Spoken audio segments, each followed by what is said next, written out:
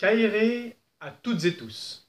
Aujourd'hui, nous allons encore une fois parler de Sparte et plus précisément du guerrier spartiate, de ce qui fait sa toute-puissance sur les champs de bataille antiques et de sa réputation extraordinaire à travers le temps. Si bien qu'aujourd'hui, un mode de vie spartiate est un mode de vie rude et difficile dans le langage français.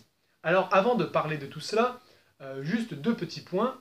La prochaine vidéo que je vous ferai aura lieu lundi, à partir d'un sujet que vous me proposerez parmi les 3 premiers commentaires sous cette vidéo. Donc, ruez-vous dans les commentaires dès maintenant. Pourquoi lundi? Eh bien, tout simplement parce que après-demain, la vidéo sera faite par un autre membre de l'association qui vous parlera de Sparte et de la politique de cette cité. C'était son sujet de mémoire, c'est un de ses sujets de prédilection, et je vais à présent un peu confier la main chaque vendredi, pour celles qui n'ont pas suivi, filer la main, donner la main à d'autres membres de l'association pour vous faire des vidéos et partager leur savoir. Voilà. Alors, on part un petit peu sur les Spartiates, ce qui a fait leur invincibilité, et surtout, ce qui faisait qu'ils avaient une grande réputation à leur époque. Alors d'abord, on l'a vu avec la précédente vidéo, si vous ne l'avez pas vue, allez la voir.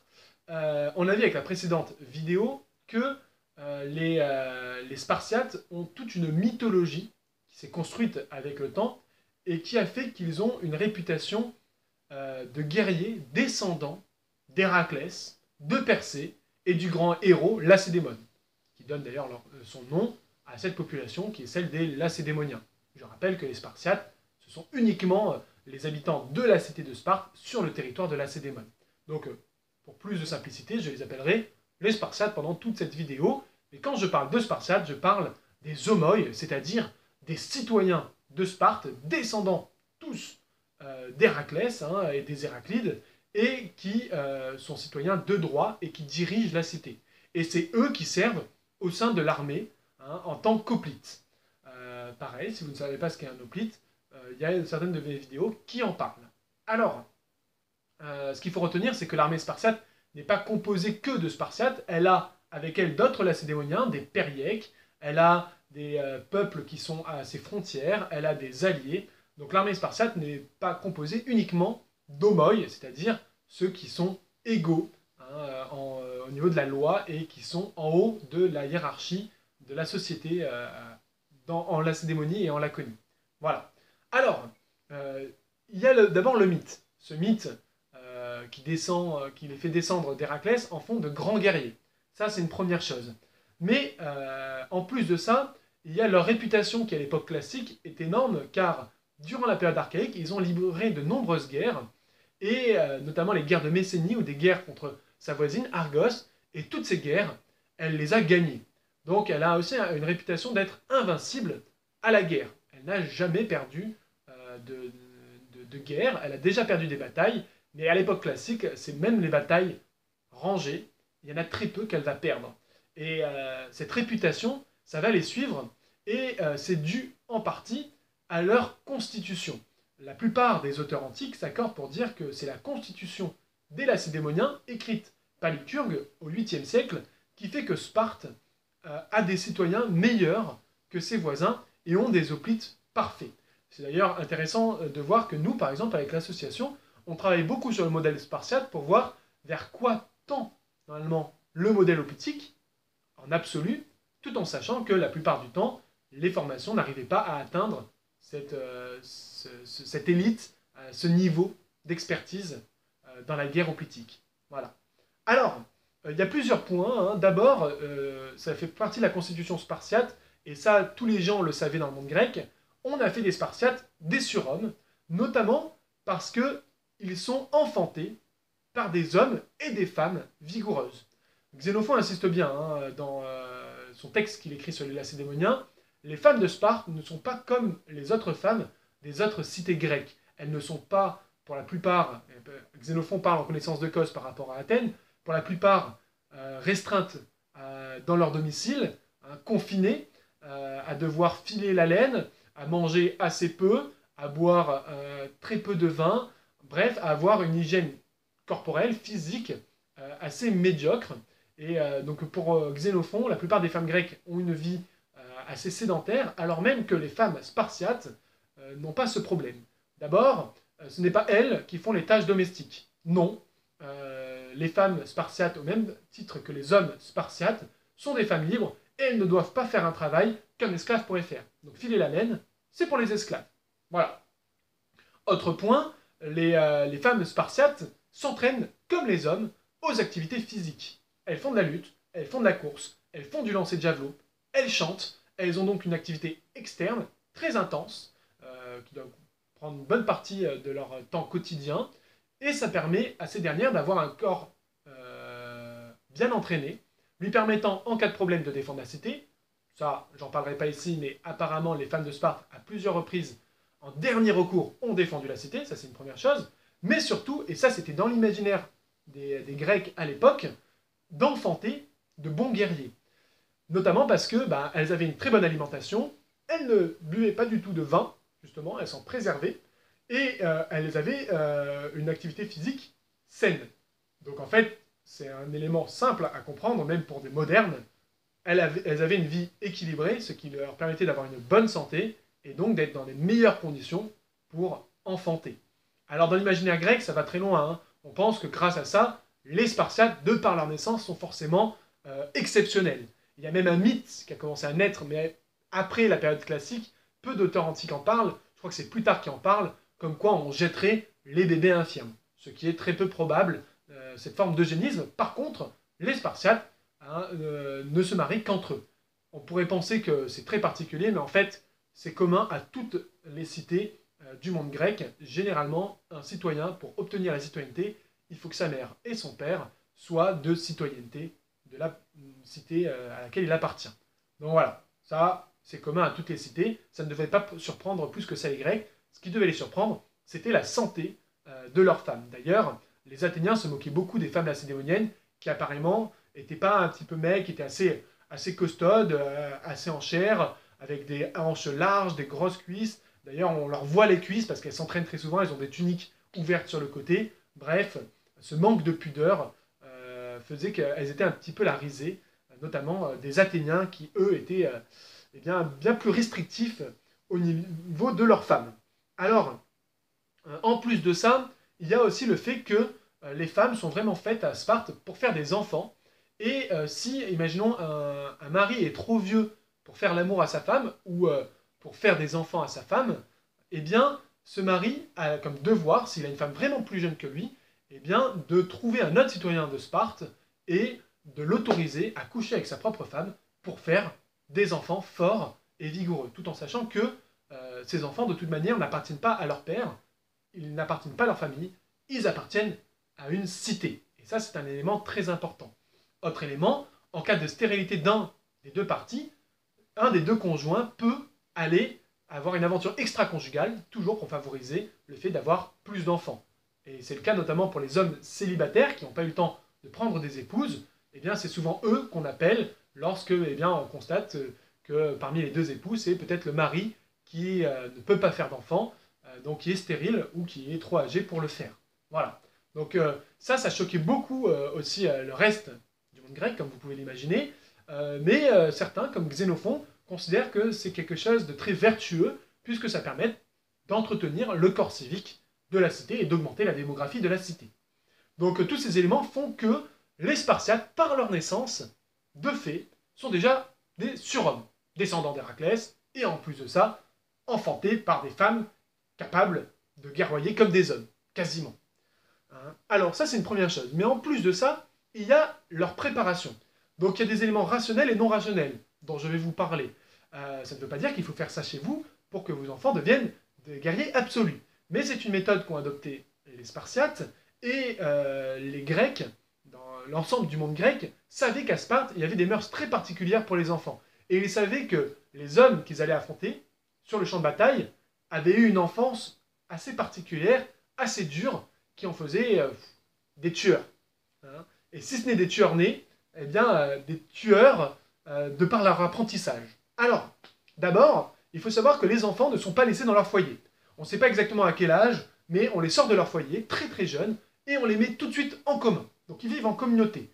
Donc dès leur plus jeune enfance, dès leur plus jeune âge, pardon, dès leur plus tendre enfance, ces enfants apprennent à vivre en groupe, et pour eux, leur famille, c'est la communauté, c'est la cité, dès le début.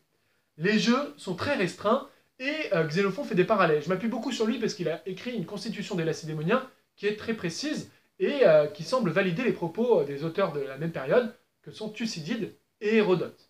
Alors, on nous dit que les enfants des autres cités sont habitués à la mollesse parce que chaque année on leur change leurs chaussures. Oui, les enfants s'agrandissent, donc les pieds aussi.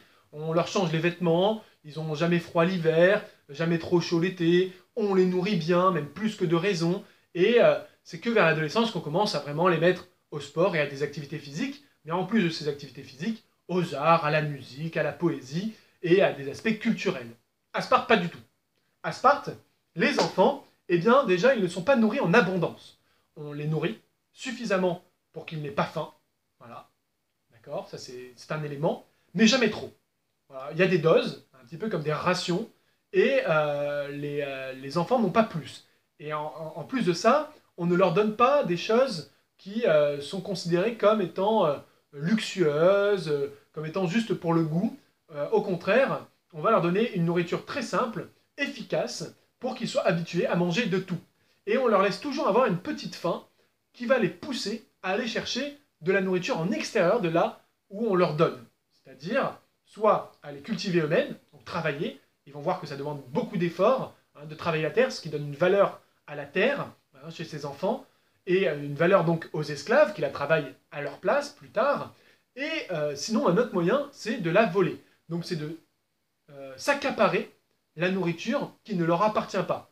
D'un point de vue idéologique, c'est très fort. L'enfant tout de suite apprend que la cité le Spartiate peut bénéficier du vol, plutôt on va dire de l'appropriation de biens d'autrui.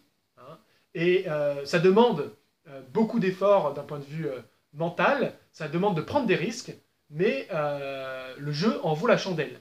D'ailleurs, ces enfants qui sont habitués à s'organiser pour voler de la nourriture aux adultes, les adultes le savent très bien, que les enfants font faire ça, très souvent on imagine qu'ils devaient en partie les laisser faire, pour que justement ces enfants s'habituent à développer des ruses, en fonction de leur âge, de l'habilité, de l'agilité, et surtout qu'ils soient dans une situation de stress. Et oui, parce qu'ils ne veulent surtout pas être attrapés, car lorsqu'on l'on est attrapé, en fait, le pédonome, c'est-à-dire celui qui s'occupe des enfants, qui est responsable des enfants, j'y viendrai très vite, va ordonner à certains enfants, donc à certains de ses camarades, de le fouetter en place publique.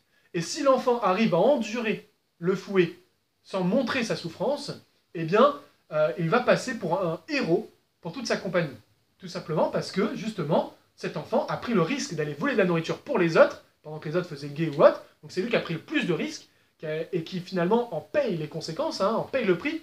Il est blessé, il est fouetté dans son corps, ce qui annonce plus tard le fait d'être blessé, voire tué à la guerre, mais cela lui permet d'obtenir de la gloire, parce qu'il endure sans broncher, et il assume son acte. Donc on pousse les enfants à voler, et on suppose que généralement ils devaient y arriver, ce qui favorise ainsi le fait d'avoir une nourriture un peu plus abondante, et donc d'avoir une meilleure croissance. Et en plus, ça permet de hiérarchiser très rapidement les enfants entre eux, ceux qui prennent le plus de risques et ceux qui les appuient. Et donc là j'en viens sur le deuxième point, la hiérarchie chez ces enfants. Dès le départ, les enfants sont dans un contexte hiérarchique. Ils sont par classe d'âge, les classes d'âge ne sont pas mélangées, et chaque classe d'âge a un pédonome, c'est-à-dire un responsable, qui est un adulte, un citoyen, qui va tout simplement leur faire des exercices physiques, les entraîner à tous les sports antiques, déjà les entraîner à la guerre, peut-être au maniement des armes, mais surtout, c'est lui qui va les châtier quand ils font des bêtises, et c'est lui qui va les ordonner. Dans le cadre où ce pédonome n'est pas là, tout simplement parce que l'enfant, je ne sais pas, il est en train de se déplacer d'un point A à un point B, le pédonome ne peut pas être partout et s'occuper de tous les enfants, ces enfants sont obligés d'obéir aux ordres de n'importe quel adulte qui les croiserait. Ce qui leur apprend à chaque instant que la hiérarchie est importante et le respect des anciens est important. Donc quelqu'un de plus âgé, ils sont obligés d'obéir. Et enfin, si les enfants se retrouvent entre eux sans différence d'âge, le pédonome a veillé à faire une hiérarchie parmi tous les enfants, en prenant les plus valeureux, ceux qui se sont illustrés notamment dans les vols par exemple, ou dans les exercices physiques, et en faisant les chefs de bande. Et donc les enfants doivent leur obéir. À chaque fois qu'un enfant désobéit, généralement, c'est le fouet ou punition en place publique, on doit tenir en position de garde, en plein soleil, pendant une durée indéterminée. Généralement, c'est assez dur. Hein. Ils n'ont pas de chaussures, comme ça ils peuvent marcher pieds nus n'importe où. Hein. Des petits sont habitués à marcher pieds nus sur n'importe quelle surface, ce qui fait que quand ils seront grands, ben, il n'y aura pas de problème pour l'infanterie, pour opérer sur n'importe quel type de terrain. C'est pour ça que ce mythe de la sandale grecque qu'on appelle la Spartiate, c'est complètement absurde, parce que c'est peut-être les seuls Grecs qui ne portaient pas de chaussures. Voilà. Donc ça c'est un petit détail marrant. Alors, en plus de ça, ils n'avaient qu'un seul vêtement. Un vêtement qui est considéré comme trop chaud l'été, et trop froid et pas assez chaud l'hiver. Voilà. Donc on leur donne qu'un seul vêtement, et avec ce vêtement, ils doivent faire toute l'année. Et on leur change année après année. Voilà. Parfois, on imagine que peut-être même, on ne leur changeait pas du tout. Donc ces enfants, ils ont une vie très austère, qui est rythmée par les jeux, mais des jeux qui sont physiques et violents. Et ils sont dans un contexte de hiérarchie pendant toute leur vie. Alors, enfin, pour continuer là-dessus, ces enfants, on leur organise des jeux spéciaux pour eux, où en gros, ils doivent affronter la classe d'âge qui leur est supérieure. Et généralement, ils perdent contre cette dernière. Donc ça les habitue à subir la défaite pour ne plus jamais vouloir la subir, mais aussi à triompher des classes d'âge qui leur sont inférieures. Et en plus de ça, ensemble, on les sépare lorsqu'ils deviennent adolescents. Donc en fait, quand ils deviennent adultes, quand en fait ils ont 18 ans, au lieu d'obtenir la citoyenneté de plein droit, ils sont très limités, ces jeunes adolescents, ces jeunes hommes. En fait, ils ne sont pas libres du tout. Déjà, on les organise en 4 clans. En fait, on prend les 3 meilleurs qui vont chacun choisir 100 personnes. Et ça va former 3 clans. Et enfin, ceux qui n'ont pas été sélectionnés forment le dernier clan. Et ces derniers doivent se taper dessus. Il y a une rivalité qui est exacerbée entre ces jeunes gens. Et ils doivent en plus dénoncer les autres clans quand ces derniers se déshonorent dans un acte civique à n'importe quel moment de la journée. Donc en plus de ça, arrivés à leur âge adulte, ils se surveillent les uns les autres et ils essayent de briller pour faire monter leur parti, la gloire de leur parti. Ce qui plus tard annonce le fait de briller pour faire monter la gloire de la cité. Donc, vous voyez que on est dans un état assez particulier, quasi totalitaire, où les enfants, c'est pas la vie douce comme par exemple à Athènes. Alors, je continue. Lorsqu'ils ont donc 18 ans, en plus de ça, on ne les laisse pas tranquilles, ils ne vont pas être juste enrôlés en cas de guerre et après faire leur vie civique, pas du tout. Ils doivent continuer encore plus qu'avant à s'exercer d'un point de vue physique, car évidemment ils vont bientôt être recrutés pour partir à la guerre.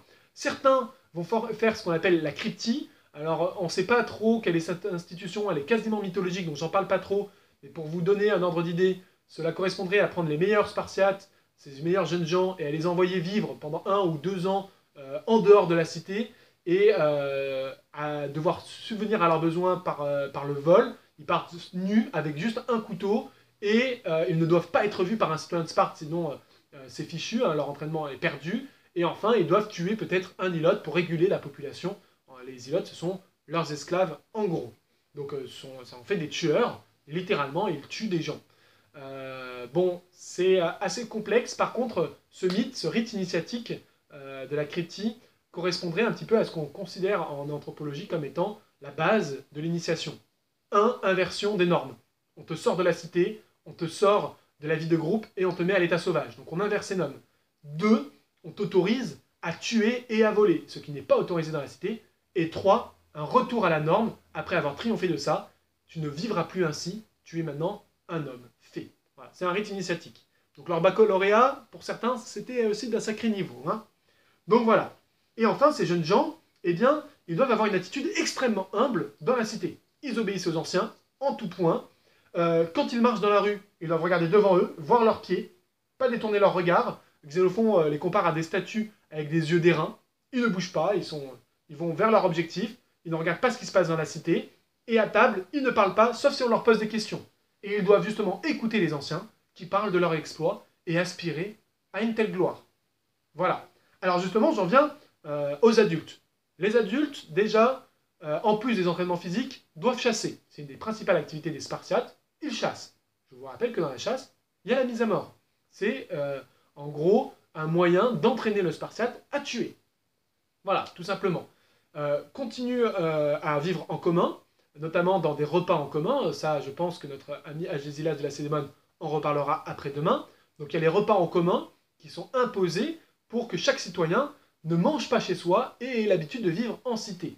Ces repas en commun sont pris loin du foyer, ce qui fait que le soir, il ne faut pas avoir trop bu ni trop mangé pour être capable de rentrer jusqu'à chez soi sans flambeau, pas de lumière. Donc on est habitué aussi à la vie nocturne. Voilà. Et ces adultes, eh bien, ils sont mobilisés évidemment pour la guerre. Et on nous dit qu'ils ne font que de très médiocres athlètes, notamment pour les Jeux Olympiques, parce qu'en fait, ils s'entraînent de manière équilibrée, le bas du corps et le haut du corps, et ils ne se spécialisent pas dans un domaine athlétique. Donc plus que des sportifs pour des compétitions, ce sont des activités physiques qui préparent le mental et le corps pour la guerre.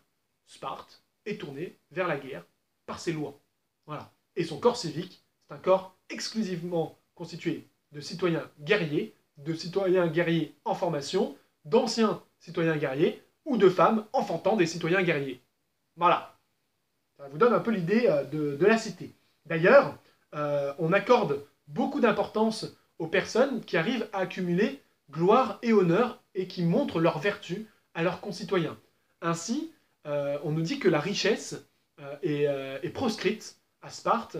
Voilà, l'accumulation d'un capital n'est pas du tout bien vue, et qu'en plus de ça, la lâcheté est la pire des choses, le pire des qualificatifs pour un Spartiate, puisque les lâches, en fait, doivent payer un impôt supplémentaire à l'État, qui paye des amendes, en fait, tout simplement, s'ils ont été lâches, par exemple, sur le champ de bataille, mais en plus de ça, ils sont frappés d'une opprobre sociale terrible, qui fait que leur propre famille les rejette, notamment parce que s'ils ne les rejettent pas, eh bien leur propre famille elle-même est rejetée par le reste du corps civique. On nous dit que les enfants de lâches ont du mal à se marier.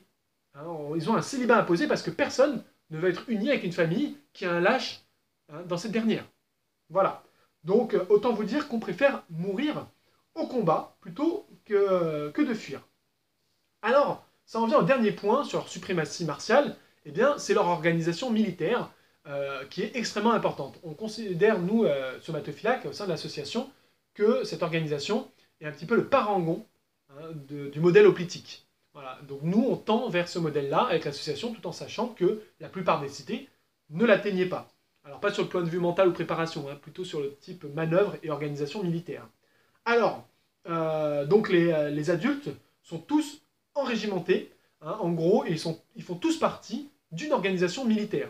L'armée spartiate est composée de plusieurs armées, et chaque armée est composée de ce qu'on appelle des morts. Alors avant de vous parler des morts, il faut vous parler de ce qu'on appelle l'énomotie. Donc hop, je la mets ici. Voilà, c'est cette partie-là qu'il faut regarder. Donc l'énomotie, c'est une organisation militaire, la base de la phalange.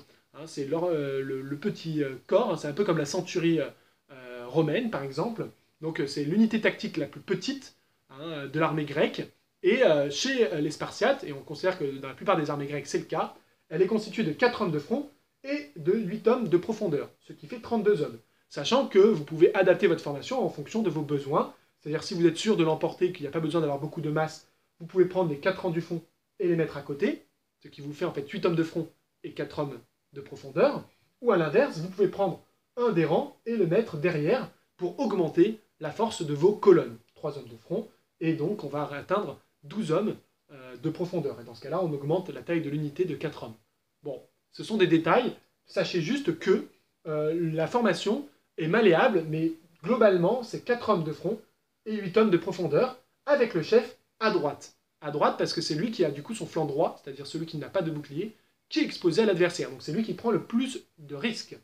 Ces énomoties, à Sparte et dans la plupart des armées grecques, elles sont organisées en loques. Donc en gros, une loque, et là je passe à mon deuxième plan, donc en gros, une loque, c'est 4 énomoties, vous voyez, ce qui fait 128 hommes. Et le chef qui est tout à droite, qui est le chef de la première énomotie, c'est le lokagos. C'est un officier. C'est-à-dire que si là, vous avez l'énomarque est un sous-officier, là, vous avez un officier. Il commande une bonne unité. Et 4 loques sont dans le monde spartiate. Donc là, après, il n'y a pas de règle pour le reste, mais dans le monde spartiate, appartiennent à ce qu'on appelle, les 4 loques forment une mort, qui sont commandés par un polémarque. Littéralement, un commandant pour la guerre. Et ce dernier et tout à droite de la première des loques. Ce qui fait 128 x 4, 512 hommes. Eh bien, une armée spartiate, c'est 6 morts. Voilà. Donc ça nous fait 3072 hommes. Ça, c'est une armée de Sparte quand elle part en campagne. Elle part rarement à moins, mais il faut savoir que les Spartiates sont quand même habitués à se battre avec des alliés, donc l'armée spartiate est bien plus imposante. Mais ça, c'est la base, et généralement, quand vous avez 3000 Spartiates qui vous attaquent, vous ne restez pas sur place. Et ça, je vais y venir. Donc, voilà un peu pour l'organisation martiale, et en fait, chaque citoyen a sa place dans une mort, dans une loque, dans une inomossie. Et il la connaît. Et il sait que si son officier meurt, c'est lui qui le remplace, ou un tel. En gros, ils apprennent, de par leur vie en société, en commun, ils apprennent quelle est la hiérarchie, et la même hiérarchie qui régit la cité, c'est la même à la guerre. Le roi est en haut, le roi commande. Si le roi meurt, c'est son héritier ou son régent, peu importe, il y a des règles qui ont été établies, et il prend immédiatement le commandement. Ce qui fait qu'à la guerre, les Spartiates ne sont jamais perturbés lorsqu'il y a des morts au combat. Immédiatement, ils savent qui commande. Et celui qui doit commander sait que c'est à son tour. Hein, il n'y a pas de doute possible au moment du combat. Donc ça, c'est un élément important. Alors, en plus de ça, on nous dit qu'ils ont, par rapport aux autres cités grecques, ils ont... T'inquiète, j'ai le chrono. Ils ont... merci. Ils ont une sorte de costume. Hein, alors, on ne va pas parler encore d'uniforme, mais il y a une sorte d'uniformisation de l'armée, pour lui donner un aspect terrible. D'abord, ils ont de l'argent. Chaque bouclier est recouvert d'une fine couche de bronze, d'une fine couche d'airain pour faire briller les boucliers, pour montrer qu'ils ont de la richesse. Ils vont à la guerre et ils risquent leur richesse. Ce pas des pauvres. Tous les Spartiates sont des hommes riches qui ont des ilotes, qui travaillent leur propre terre. Donc ce sont des gens qui se consacrent qu'à la guerre. Voilà. Et ils ont la capacité de le faire puisqu'ils ont l'argent. Et d'ailleurs, pour prouver qu'ils ont de l'argent, toutes leurs tuniques sont en pourpre. Donc elles sont teintées de la couleur la plus chère à l'époque. Toutes leurs tuniques. Voilà. Et en plus de ça, ils ont l'armement classique du monde grec. On ne sait pas si ils ont adopté à un moment donné un casque pour tout le monde, le pylos. Il y a certaines personnes qui en parlent. De toute manière, s'ils l'ont adopté, ce n'est pas pour montrer à leurs ennemis qu'ils n'ont pas peur. Le pylos, je rappelle, c'est juste un casque, un bol de bronze par rapport au casque corinthien qui est fermé, mais plutôt pour mieux respirer et mieux pousser dans la phalange. Et ça, c'est une évolution due à la guerre du Péloponnèse, donc c'est un détail. Dans tous les cas, ils ont des casques, ils ont des lances, ils ont des lames. La plupart des textes nous en parlent. Et ils ont très probablement des armures, en tout cas, les chefs ont des protections corporelles. Donc ils sont extrêmement bien équipés, et ces derniers sont capables, lorsqu'ils sont en campagne, d'endurer la soif, la faim. Chaque nuit, ils dorment avec un campement bien organisé. Un guerrier qui est en campagne n'abandonne jamais sa lance, il dort avec, il va aux toilettes avec, il va dire un gros mot, il va aux toilettes avec, il se déplace toujours avec sa lance en main. Voilà. De plus, il dort avec les personnes qui font partie de son unité. Donc en fait, quand vous vous battez avec vos familiers, votre famille, vos amis, votre classe d'âge. Donc ça aussi, c'est un élément moral important. Enfin, cette armée a une élite, qui sont les protecteurs, 300 hypéistes, les protecteurs du roi, qui sont sélectionnés parmi les meilleurs Spartiates. Voilà. Au premier rang, vous avez les Promachos, les meilleurs guerriers. Donc vraiment, l'armée spartiate, quand elle marche au combat, c'est une machine de guerre. Elle avance lentement, ça c'est Thucydide qui nous le dit à l'Antiné, au son de l'aoulos. Donc en fait c'est la flûte. Chaque unité a un aoulos, et les aoulos permettent de transmettre les ordres très rapidement. On nous dit que le roi de Sparte peut en quelques instants, en pleine bataille, changer sa formation et donner d'autres ordres, grâce à la musique. Et parce que les combattants vont simplement réciter des poèmes tout doucement, pour garder le pas, des poèmes guerriers, je vais vous en lire un passage tout à l'heure, et enfin, ils sont à l'écoute des ordres qui sont donnés via la musique. Ce qui donne à cette armée une malléabilité sur le champ de bataille impressionnante. De plus, elle a un aspect moral énorme. La plupart des batailles que j'ai étudiées où Sparte entre au combat, les adversaires ne tiennent pas le choc. Le choc moral. Le fait d'avancer, rien que le fait d'avancer, les Spartiates font fuir leur adversaire. Au moment du choc, ces derniers fuient, généralement. Ils ne veulent pas subir ce choc, parce qu'ils savent que ce sont des hommes invaincus, et pour la plupart, et que s'ils sont vaincus, ils ne pourront plus vivre dans leur cité, vu qu'ils seront qualifiés de lâches. Donc ils se battent comme si c'était des hommes qui étaient déjà morts. Donc la plupart des adversaires des Spartiates le savent et s'enfuient avant même le choc. Et au moment du choc, il y a la préparation morale, physique, qui généralement fait que ces Spartiates l'emportent. la plupart du temps. Et enfin, d'un point de vue manœuvre, ils sont extrêmement efficaces. On nous dit qu'ils excellent dans l'art de la guerre. Notamment, ils sont capables de faire des mouvements complexes, notamment de faire ce qu'on appelle des conversions, c'est-à-dire qu'en gros, le premier rang, si on est attaqué dans le dos, va passer ici, et on va faire passer les rangs entre les autres rangs, d'accord? Ce qui permet de retourner la formation. Lorsqu'une armée en marche avance, et qu'elle est attaquée, si elle est attaquée sur son flanc droit, les formations, là, les énomoties, vont tout simplement pivoter comme des trières, d'accord, pour aller attaquer en marchant l'adversaire. Donc en plus, elle ne se met pas en position défensive. Elle est prise par surprise, elle avance. Si elle est prise sur le côté, c'est pas grave si le chef est derrière. Tout le monde se retourne sur le flanc gauche et on avance. Le chef peut être à l'arrière ou sur le côté gauche, ça ne perturbera pas les Spartiates. Ce qui perturbe la plupart des armées grecques qui essayent de faire des manœuvres complexes pour que toujours le chef soit à droite. À Sparte, eh bien, si la situation impose qu'on se batte autrement, on se bat autrement. Enfin, eh bien, il faut savoir que ces Spartiates ont, en plus de ça, une poésie guerrière qui va les pousser à chaque instant à aller au combat. Donc je vous en lis un passage, et ensuite je vous laisserai. « Et que chacun de vous se tienne ferme, appuyant solidement ses deux pieds sur la terre et mordant sa lèvre. Qu'il couvre ses cuisses, ses jambes, sa poitrine et ses épaules de son large bouclier. Que dans sa main droite, il brandisse sa forte lance, et qu'il agite sur sa tête son panache altier. Que par l'accomplissement de rudes travaux, il apprenne à combattre, que protégé par son bouclier, il ne se tienne pas hors de portée des traits. Qu'il approche de l'ennemi, le frappe de sa longue lance, le blesse de son épée, et le fasse prisonnier. Pied contre pied, bouclier contre bouclier, aigrette contre aigrette, casque contre casque, poitrine contre poitrine, qu'il s'appuie sur son adversaire en le frappant et lui arrache son épée ou sa longue lance. » Voilà, c'est Tirtée, poésie qui était apprise par cœur par tous les Spartiates. Peut-être qu'un de ces quatre, je vous ferai une lecture de l'ensemble de ces élégies qui poussaient l'ensemble de la cité à la guerre. Voilà, donc j'espère que vous ne ferez pas de cauchemar ce soir en rêvant qu'une armée spartiate vous avance dessus. Vous comprendrez pourquoi ces derniers ont gagné la plupart des conflits dans lesquels ils ont été engagés. Et enfin, pourquoi encore aujourd'hui on parle de ces Spartiates. En attendant, portez-vous bien.